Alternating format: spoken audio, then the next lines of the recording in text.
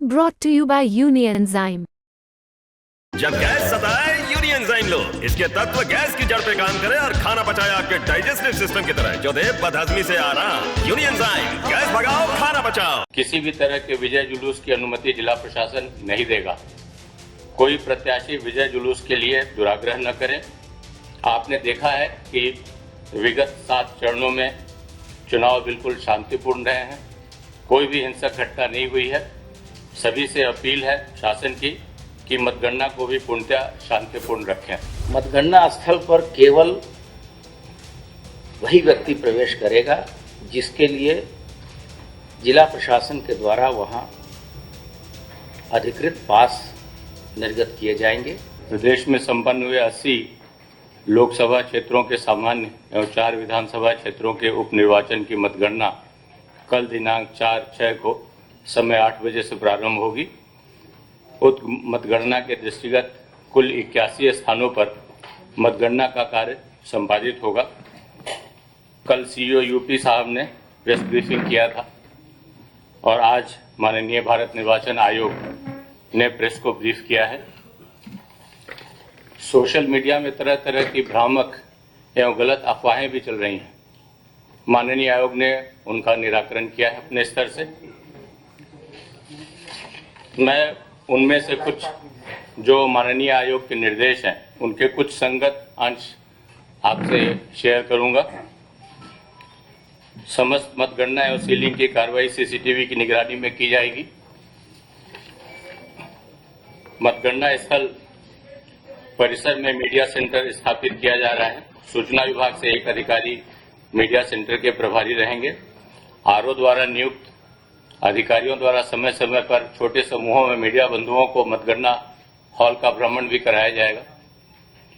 मतगणना हॉल के भीतर भारत निर्वाचन आयोग से जारी मीडिया पास धारक मीडिया बंधुओं को ही कैमरा ले जाने की अनुमति होगी। मीडिया बंधुओं को मीडिया सेंटर पर मोबाइल प्रयोग की भी अनुमति रहेगी। प्रत्येक मतगणना स्थल पर पब्लिक कम्युनिकेशन कक्ष भी स्थापित किया जा रहा है, जहां पर प्रत्याशी व उनके एजेंट आवश्यकता पड़ने पर मोबाइल फोन का प्रयोग कर सकते हैं तथा उनके फोन सुरक्षित रखे जाने की व्यवस्था भी की जा रही है। प्रत्येक मतगणना हॉल में एक ब्लैक बोर्ड, व्हाइट बोर्ड की व्यवस्था की जाएगी, जिसमें प्रत्याशी के नाम व राउंडवार परिणाम लिखा जाएगा ताकि सभी मतगणना एजेंट उसे देख सकें। मीडिया कर्मी और आमजन द्वारा results.eci.gov.in पर जाकर मतगणना के रुझान, ट्रेंड्स और मतगणना रिजल्ट्स जान सकते हैं। आज ईसीआई ने यह स्पष्ट किया है कि आरओ, एआरओ, प्रत्याशियों, मतगणना कर्मियों सभी के लिए एक ही हैंडबुक लागू है। जो इलेक्शन कमीशन ने जो निर्देश जारी किए हैं सभी पे वही लागू होते हैं। इस पे किसी भ्रम की गुंजाइश नहीं है। न ऐसे भ्रामक खबरों पे ध्यान दिया जाना चाहिए और ऐसे जो भ्रामक खबर फैला रहे हैं उनसे सख्ती से निपटा जाना चाहिए।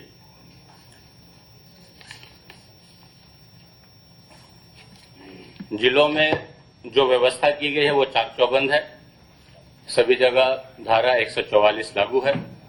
सभी से अपील है कि केवल पास धारक ही मतगणना स्थल पर जाएं। अनावश्यक भीड़ लगाने वालों पर सख्त कार्रवाई की जाएगी। ये शासन इसमें बहुत स्पष्ट है। जिलों को यह निर्देश बिल्कुल स्पष्टता से दिया गया है। किसी भी तरह के विजय जुलूस की अनुमति जिला प्रशासन नहीं देगा। कोई प्रत्याशी विजय जुलूस के लिए दुराग्रह न करे। आपने देखा है कि विगत 7 चरणों में चुनाव बिल्कुल शांतिपूर्ण रहे हैं, कोई भी हिंसक घटना नहीं हुई है। सभी से अपील है शासन की कि मतगणना को भी पूर्णतः शांतिपूर्ण रखें। मैं डीजीपी महोदय से अनुरोध करूंगा कि पुलिस व्यवस्था जो की गई है उसके संबंध में आपको ब्रीफ करें। धन्यवाद। साथियों,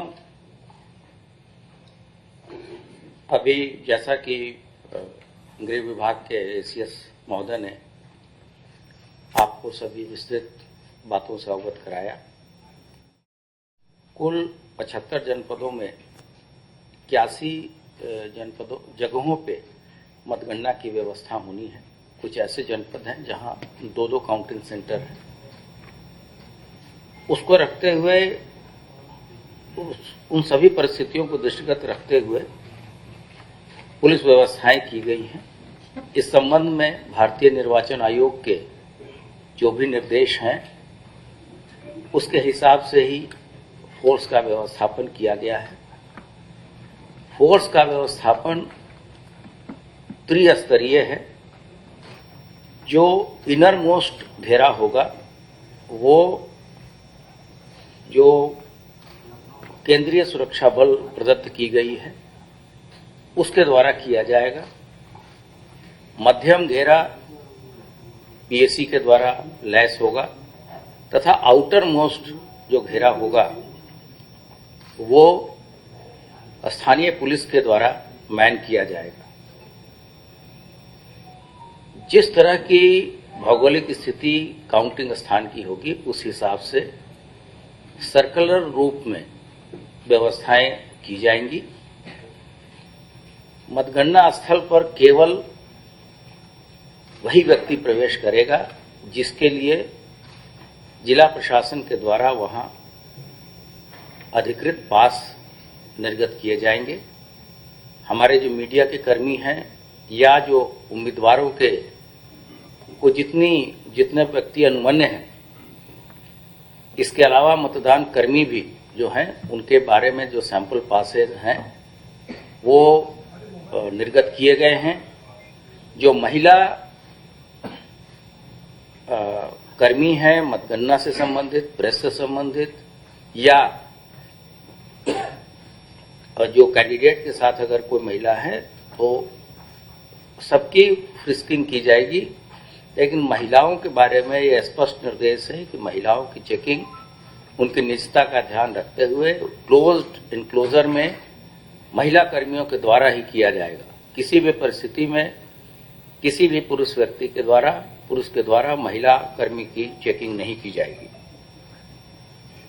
साथ ही साथ इस दौरान यातायात में कोई बाधा न हो, इसके लिए पहले से ही यातायात प्रबंधन के निर्देश जनपद स्तर से निर्गत किए जाएंगे। जगह जगह पे हम लोगों ने कुछ QRT भी लगाए हैं, एंटी राइट इक्विपमेंट्स भी लगाए हैं। सीसीटीवी कैमरा का जो आने जाने के रास्ते हैं वहां भी सीसीटीवी लगाई गई हैं। जनपद के अन्य स्थानों पे भी जो संवेदनशील हैं वहां हम अपनी 112 की जो गाड़ियां होंगी उसका व्यवस्थापन करेंगे। सोशल मीडिया पे किसी भी तरीके से किस तरह की अफवाह न फैले, इसके लिए हमारी लगातार सोशल मीडिया टीम काम कर रही है। जैसा कि एसीएस होम साहब ने बताया, कुछ लोगों ने ये अफवाह, तरह तरह की अफवाहें उड़ रही हैं कि भारी संख्या में आप वहां पहुंचिए, ऐसे हो जाएगा वैसे हो जाएगा। मैं आपको स्पष्ट बताना चाहूंगा कि जिस तरीके से 7 चरणों के चुनाव यहाँ शांतिपूर्ण, निष्पक्ष, हिंसा रहित तथा प्रलोभन मुक्त वातावरण में कराए गए हैं और इस बार कोई भी घटना चुनावी हिंसा से संबंधित नहीं हुई है। ये एक जो यहाँ के चुनाव में लगे प्रशासन और पुलिस की जो टीम है, ये उसकी प्रोफेशनलिज्म को दर्शाता है कि पहली बार ऐसा हो रहा है कि किसी तरह की कोई घटना अभी तक रिपोर्ट नहीं की गई है। ये उनकी निष्पक्षता का भी प्रमाण है। तो हमारी लगातार इसमें वो है, मॉनिटरिंग चल रही है। लगातार होम कंट्रोल और डीजीपी मुख्यालय के द्वारा भी इसकी मॉनिटरिंग की जाएगी। हीट वेव के संबंध में जो निर्देश शासन के हैं और पुलिस विभाग के द्वारा जारी किए जा रहे हैं, उसके अनुसार मतगणना स्थल पर पर्याप्त पेयजल की व्यवस्था कराई गई है, जिससे वहां डॉक्टरों की टीम भी रहेगी ताकि अगर कोई आकस्मिक स्थिति होती है तो उसको हम लोग उससे निपटें। स्थानीय अभिसूचना इकाई भी हमारी एक्टिवेटेड है। हमारे पास इस तरह के पुख्ता प्रमाण हैं जिससे कहा जा सकता है कि कुछ व्यक्ति वहां भारी संख्या में लोगों को पहुंचने की अपील कर रहे हैं। ऐसे किसी भी चीज से वो लोग विरत रहें, वरना कठोर से कठोर कार्रवाई की जाएगी।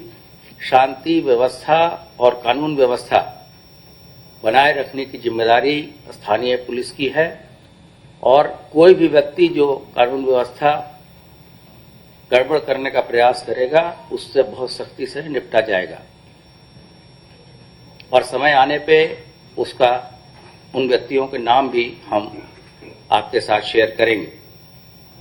पूरी मतगणना को सकुशल संपन्न कराए जाने के लिए एसपी और एडिशनल एसपी की अगर देखें तो 160 व्यक्ति लगे हैं केवल मतगणना के लिए और पुलिस उपाधीक्षक 476, निरीक्षक 2248, उप निरीक्षक 12883, मुख्य आरक्षी 20876, आरक्षी 50697, होमगार्ड 6149 तथा सीएपीएफ की 145 कंपनी तथा पीएससी की 102 कंपनी का व्यवस्थापन इस दौरान केवल